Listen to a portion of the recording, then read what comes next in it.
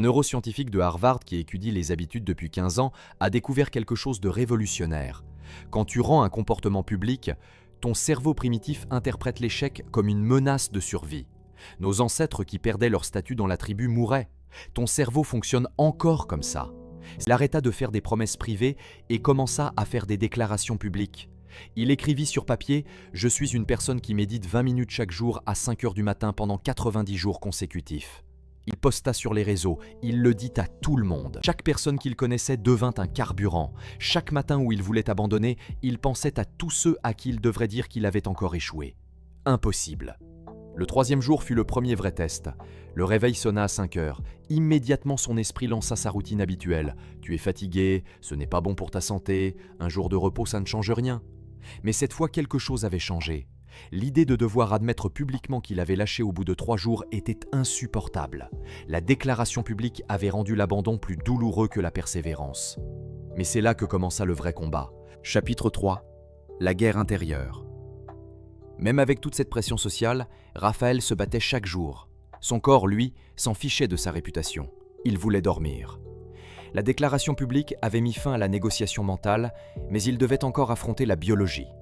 C'est là qu'il découvrit le deuxième principe des moines, les heures non négociables.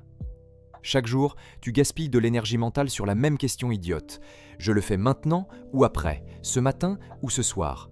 Cette décision brûle le glucose de ton cerveau, celui qui devrait servir à la pratique elle-même. Tu gaspilles ton carburant à décider quand conduire au lieu de simplement conduire. Raphaël choisit 5 heures du matin. Pas parce qu'il adorait les levées de soleil, mais parce qu'à cette heure, le monde dort. Pas de messages, pas de mails, pas de distractions, pas d'excuses. Le but n'était pas l'optimisation, mais l'élimination. Éliminer toute raison possible de reporter. La première semaine fut un enfer. Son corps résistait chaque matin, c'est normal. Le corps est une machine à patterns et il déteste qu'on en change. Mais la deuxième semaine, quelque chose se produisit.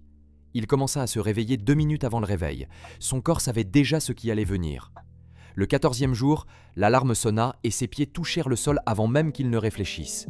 Aucune pensée, aucune décision, juste du mouvement. C'est ça que les gens ne comprennent pas sur les heures fixes. Ce n'est pas une question d'horaire parfait, c'est une question de constante. Quand tu fais les choses à des heures différentes chaque jour, tu forces ton cerveau à décider à nouveau à chaque fois. Quand l'horaire est fixe, ton cerveau ne peut plus discuter. Mais Raphaël rencontra un nouveau problème. L'heure était fixe, mais pas le contenu. Un jour, il méditait, un autre, il lisait.